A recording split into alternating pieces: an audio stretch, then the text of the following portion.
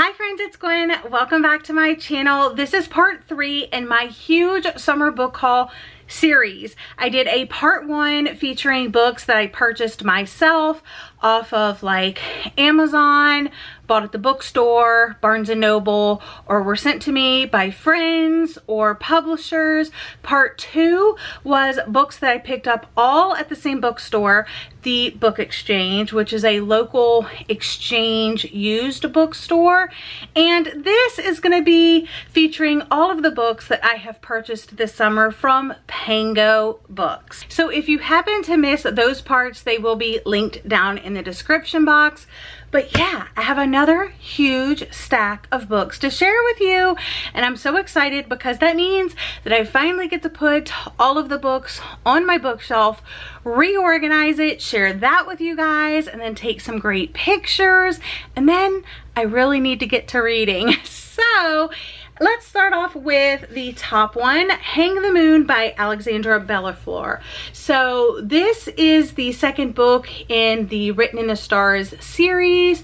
I picked up the first one, read the first one, vlogged the first one. I borrowed it from my library, and my library did not have a copy of this book or the third book, but I definitely want to read them in order.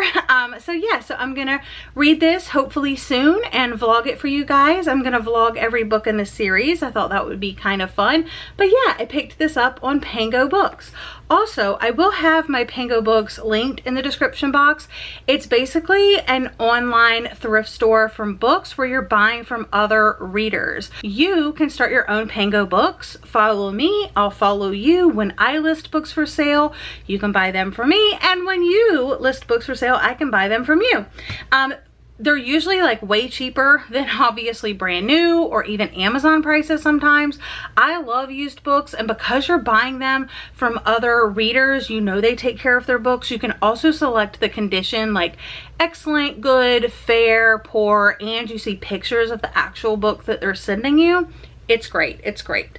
Okay, the other Lucinda Berry book that I picked up, I was talking about this in part 1, is The Best of Friends by Lucinda Berry, and I'm really excited about this one. I know going in I probably need to keep a character list because my friend Jessie has read this. I actually bought her this book, not this particular copy, but I bought this book for her birthday or Christmas one year, and yeah, we've been talking about Lucinda Berry a lot lately. So yeah, I know I probably need to keep a character list with this one, but I'm really excited because it's Lucinda Berry, and if you haven't read a Lucinda Berry book, you probably need to check her out. Open Water. This is one of my most anticipated books of whatever year it came out. I remember talking about this book, yeah, 2021. It's super short. I did not know, but like, can we appreciate the beautiful cover? Just love it. It's like a love story in London. Both Black British, won scholarships to private schools. He's a photographer, she's a dancer. I'm so excited, you guys. Picked this one up because I'm looking for snowy wintertime thrillers. Everything She Forgot by Lisa Valentine. And this one says they're calling it the worst pileup in London history. Margaret Holloway is driving home, but her mind is elsewhere on a troubled student, her daughter's acting class, the next day's meeting, when she's rear-ended and trapped in the wreckage. Just as she begins to panic, a disfigured stranger pulls her from the car seconds before it's engulfed in flames. Then he simply disappears. So, very excited about that one. Next up, I got Just Married by Kirsten Moglen. Picked this up. Like I said, all of these books are from PangoBooks. So I'm always on, have my eye out for new Kirsten Moglens on there. They get snapped up pretty fast actually, but this one actually sounded really good to me. So I do want to just kind of buy all of her books. I think she's going to be on my podcast in the new year sometime. So I want to try to read as many as I can possibly get my hands on and read between now and then. So picked up this one. When my husband found this perfect little cabin in the woods for our honeymoon, I couldn't wait to get away. Just us in the middle of the forest, waking up every day in the trees, ending each night in the hot tub under the stars. But now I'm not sure that I know my husband at all. Dun dun dun. The Swimmers by Julie Otsuka. I have already read this. It was so expensive at like Barnes and Noble, at Amazon, anywhere I was looking for this book. It was literally so expensive. I originally listened to it as an audiobook, and I listened to it twice actually, and I just knew that I needed to have my own copy because first, I mean, the cover is serving, but also the story is just really relevant to things that I'm dealing with my family, memory loss and stuff like that. So I'm so grateful for this book. It came into my life at like almost the perfect time, and I'm just really happy that I was able to find a copy on PangoBooks. I also picked up 2 Catherine Center books. I picked up How to Walk Away, which just happens to be a signed copy, and Things You Save in a Fire. So really excited to have both of these because I did really enjoy the first Catherine Center book that I was reading, and then as you saw in my first book haul, I did get The Bodyguard from Catherine Center as one of my book of the month picks. But yeah, here it is, signed right here. So yeah, hopefully I'll be reading these, you know, soon. I don't know, I feel like we're going into fall and I'm going to be moving away from contemporary and romance and that sort of thing. Green Witchcraft, I was really intrigued by. The Practical Guide to Discovering the Magic of Plants, Herbs, Crystals, and Beyond. And this Pangoer sent this cute little bee bookmark with this little wooden bead on top, and I thought, it's got to stay with the book. It can never leave. So I thought that was such a cute touch. But even if you're not like believe in witchcraft or Wicca or anything like that, it does have some really good information about herbs and stuff, so I thought that was really cool. Also, my friend Anna, The True Story of a Fake Heiress by Rachel Deluche Williams. I did watch the adaptation, and my dad was actually telling me to watch the adaptation, and I kind of got the book all at the same time, so that was really cool. And I haven't read the book yet, obviously, but I'm hoping to. Rachel Deluche Williams' new friend Anna Delvey, a self-proclaimed German heiress, was worldly, ambitious, and generous, picking up expensive tabs at New York City's premier restaurants, hotels, and spas. And then basically it was all fake. She was just like conning her way through New York's social scene, and her friend Rachel got had. And they actually talk about the book in the movie.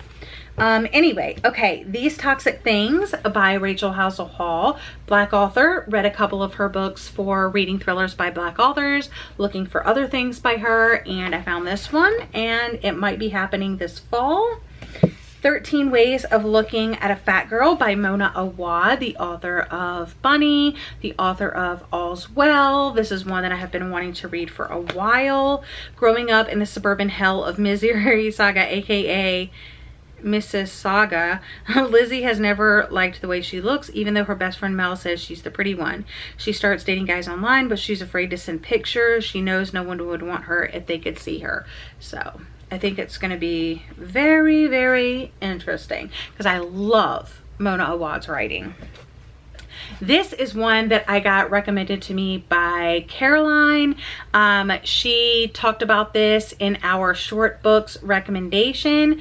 It is short. It's called What Belongs to You by Garth Greenwell. And it's an unseasonably warm autumn day. An American teacher enters a public bathroom beneath this palace of culture, where he meets Mitko, a charismatic young hustler who pays him for sex. So very interested. I also picked up another book that I've already read, The Sound of Gravel by Ruth Werner. This was one of the first nonfiction memoirs that I had read in quite a while, and it absolutely like pulled on my heartstrings. I rated it 5 out of 5 stars, so I just wanted a copy for my shelf. A riveting, deeply affecting true story of one girl's coming of age in a polygamist family. The next book that I have is The Wild Girls by Phoebe Morgan. Never read anything by this author before. Absolutely love this cover. It's set in Botswana, and it's a group of people going to like a birthday party. You have the birthday girl, the teacher, the mother, the introvert, and it says a deadly cocktail of lies, secrets, obsession, and revenge hits boiling point under the blazing African sun in this breathlessly twisty thriller. So I will let you know how this goes because I'm really excited about it. Let's see. Then I picked up An Unwanted Guest. because, like I said earlier, I want to read a few more like snowy thrillers, and this is a snowy thriller. I did previously unhaul this, so it was nice to be able to find a cheap copy on PangoBooks. I also picked up Penance, the same author that wrote Confessions, and this is another short book recommendation from Caroline. So very excited to add this to my collection and finally read it. I purchased a book that I know is probably going to make me cry because it also deals with memory loss and those sorts of things, but it's Frederick Bachman, and Every Morning the Way Home Gets Longer and Longer. And it is a novella, and it's really hard to find, but I got this one, and the Pango person, Sherry, was so nice, wrote this little note that says that I know you like poetry, so I included this book of poems for you, and it's Landscapes by Lee Woodman. I thought that was so nice because I guess they watch my channel and they know that I like poetry, so I just thought that was really, really nice that they included that as a little bonus. So thank you so much, Sherry. And the last few books I have here are more hiking memoirs like I was talking about in the first part. So in this one, I have Almost Somewhere, 28 Days on the John Muir Trail by Suzanne Roberts. Of course, this is the John Muir Trail. Day one, and already she was lying in her journal. It was 1993. Suzanne Roberts had just finished college, and when her friend suggested they hike California's John Muir Trail, the adventure sounded like the perfect distraction from a difficult home life and thoughts about the future. Next up is Tracks, and this is another book that kind of really sparked me wanting to buy more hiking memoirs. This one is a woman's solo trek across 1,700 miles of Australian Outback by Robin Davidson. So this is actually in the Australian Outback, a big long hike there. I experienced that sinking feeling you get when you know you have conned yourself into doing something difficult and there's no going back. So begins Robin Davidson's perilous journey across 1,700 miles of hostile Australian desert to the sea with only 4 camels and a dog for company. And the last one is a classic, A Walk in the Woods by Bill Bryson.